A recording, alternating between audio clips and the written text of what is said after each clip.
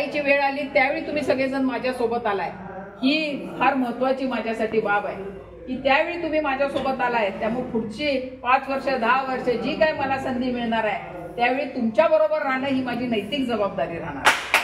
खरोखर परिवर्तनाची लाट चंदगड तालुक्यात ही तुडियापासून चालू होते. आता ही परिवर्तनाची लाट तुम्ही चालू केली, ती विधानसभेपर्यंत पोहोचवेपर्यंत कारण हा फक्त माझा प्रश्न नाहीये, हा प्रश्न आपल्या सगळ्यांचा आहे. मध्ये नवक्रांती युवक आघाडीच्या माध्यमातून तुडिये गावातून आम्ही नंदाताईंना म्हणजेच महाविकास आघाडीच्या माध्यमातून पाठिंबा दर्शवण्यासाठी आज इथं आलेलो. आम्ही सर्व नवक्रांती युवक ठामपणे पाठिंबा जाहीर करत आहे. विकासाच्या दृष्टीने त्यांनी आम्हाला पूर्णतः मार्गदर्शन केलेलं आहे. विधानसभा निवडणुकीला अवघा 1 महिना बाकी आहे. चंदगड विधानसभेत महाविकास आघाडीत सध्या उमेदवारासाठी रस्सीखेच सुरू आहे. पण डॉक्टर नंदाताई बाभुळकर यांना उमेदवारी मिळणार असल्याचे संकेत पाहावयास मिळत आहेत. स्वर्गीय बाबासाहेब कुप्पेकर यांचे कार्य व त्यांच्या पद्धतीने डॉक्टर नंदाताई यांचे कार्य व जनसंपर्क सुरू आहे आणि त्यांच्या या कर्तृत्वामुळे त्यांना आज गावागावात भरघोस असा प्रतिसाद मिळत आहे. युवा ज्येष्ठ सर्वजण यांना पाठिंबा देत आहेत. नवक्रांती संघटनेने देखील आज नंदाताई यांना जाहीर पाठिंबा दिला. याच अनुषंगाने काही नागरिकांशी संवाद साधला ते कोल्हापूर लाईव्हच्या अभिजित मांगले यांनी.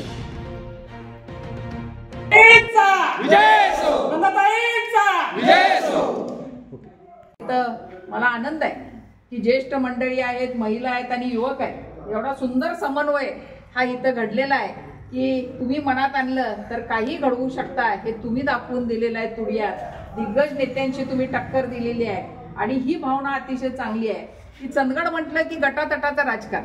पहिला शब्द लोक काय करतात, चंदगड म्हणजे गटातटाचं राजकारण. तो शिक्का तुम्ही तुमच्या तुडियापासून पुसण्याचा प्रयत्न केला की इथं कुठला गट नाही. आदरणीय कुपेकर साहेबांनी काम केलंय, आदरणीय नरसिंहराव पाटील साहेबांनी त्या विभागात काम केलंय. पण दुर्दैवाने हे नेते ज्या प्रकारे काम करायचे अलीकडच्या पिढीत तो निष्ठा किंवा कामासाठी प्रामाणिकपणा दिसत नाही.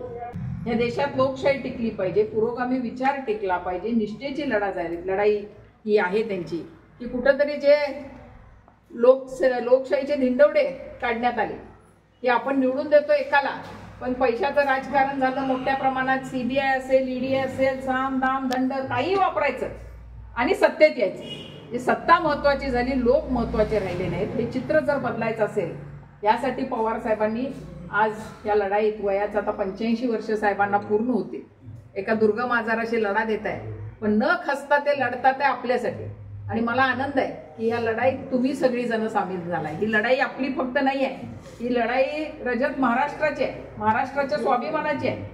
ज्या शिवाजी महाराजांचा पुतळा या महाराष्ट्रात कोसळतो त्या दिवशी अस्मिता महाराष्ट्राची आणि गुडघे टेकली म्हटलं तर काय वावगं ठरणार नाही.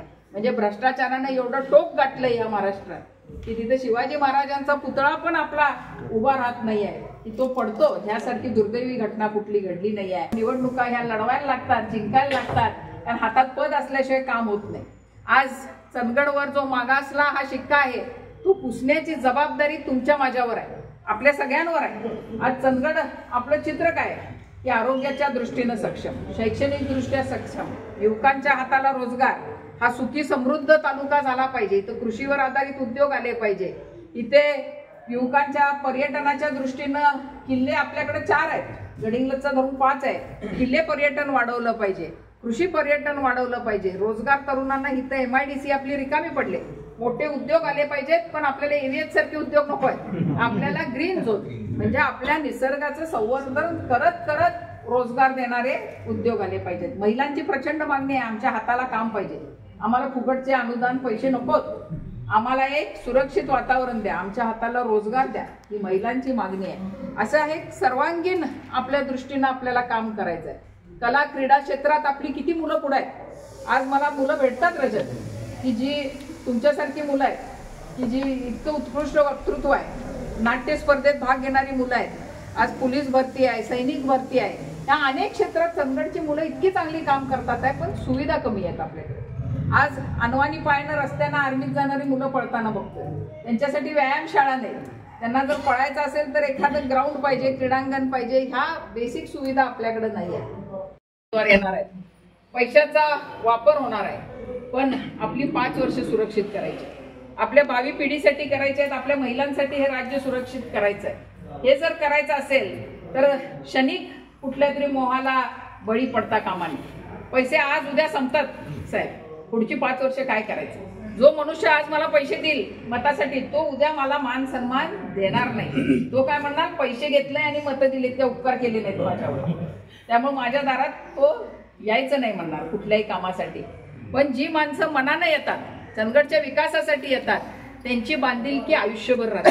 आज जेव्हा या लढाईची वेळ आली त्यावेळी तुम्ही सगळेजण माझ्यासोबत आलाय, ही फार महत्वाची माझ्यासाठी बाब आहे की त्यावेळी तुम्ही माझ्यासोबत आलाय. त्यामुळे पुढची 5 वर्ष 10 वर्ष जी काय मला संधी मिळणार आहे त्यावेळी तुमच्या बरोबर राहणं ही माझी नैतिक जबाबदारी राहणार. कुठेही तुम्हाला कमी पडणार नाही एवढा विश्वास आज देतोय.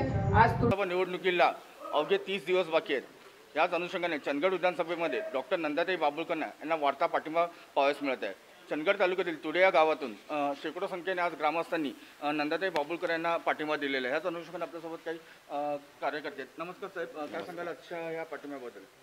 एकंदरीत होऊ घातलेल्या विधानसभेच्या निवडणुकीसाठी चंदगड तालुक्यातून अनेक इच्छुक उमेदवार सरसावत आहेत.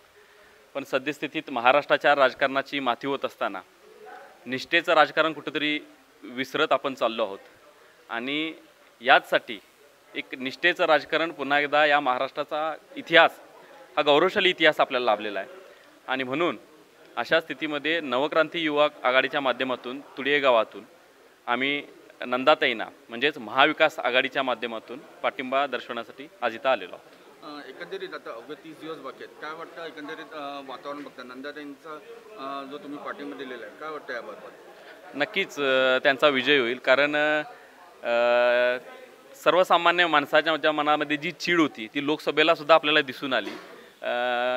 केवळ गर्दी न करता दर्दीची लोक ही नक्कीच स्वाभिमानी लोकांच्या पाठीमागे आहेत आणि यापुढेही राहतील. त्यामुळे सर्वसामान्य लोक जरी सहसा समोर येत नसले किंवा पुढे बोलत नसले तर नक्कीच त्यांच्या मनामध्ये जी चीड आहे ती लोकसभेला सर्व महाराष्ट्रानं बघितलेली आहे आणि ह्या विधानसभेला सुद्धा ती नक्कीच दिसून येईल. नंदाताईंना आज पाठिंबा दिलेला आहे, काय सांगाल नंदाताईच्या एकंदरीत कामकाजाबाबत? स्वर्गीय कुप्पेकर साहेब यांच्या विचारांशी प्रेरित होऊन नंदाताई देखील त्यांच्या पाऊल ठेवून इथं या विधानसभेसाठी त्यांनी तिकीट घेतलेलं आहे. आणि महाविकास आघाडीच्या नेतृत्वाखाली त्यांचं तिकीट जाहीर झालेलं आहे. आणि त्यांच्या विचाराशी आम्ही सर्व नवक्रांती युवक ठामपणे पाठिंबा जाहीर करत आहे. विकासाच्या दृष्टीने त्यांनी आम्हाला पूर्णतः मार्गदर्शन केलेलं आहे, सहकार्य दाखवलेलं आहे. त्यानिमित्तानं आमच्या नवक्रांती आघाडीतर्फे आम्ही तुडिये गावातून त्यांना सर्वानुमते पाठिंबा देत आहे.